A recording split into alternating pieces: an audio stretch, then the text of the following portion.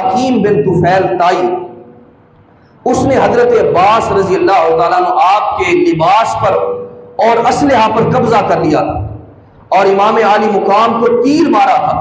اللہ رب العزت نے اس کو بھی بھیانک موت عطا فرمائی۔ اس کو ایک کمرے کے اندر بند کیا گیا اور مختار سقفی کی فوج نے ایک گھر کے اندر بند کر کے اس کو برہنہ کر کے اس کو تیر مارے، اتنے تیر مارے کہ تیر مار مار کر اس کو ہلاک کر دیا گیا۔ عزیز محترم، اسی طرح ایک اور شخص تھا زید بن رقاد۔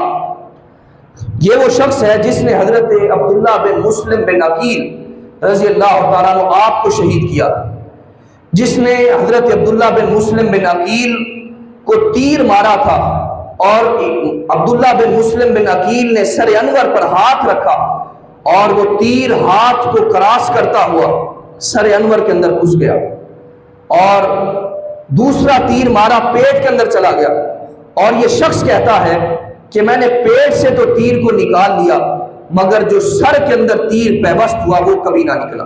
عزیز محترم، اب اس کا انجام کیا ہوا؟ اب اس کو تیر اور پتھر مار مار کر اس کو زمین پر گرایا گیا اور زمین پر گرا کر اس کو زندہ جلا دیا گیا۔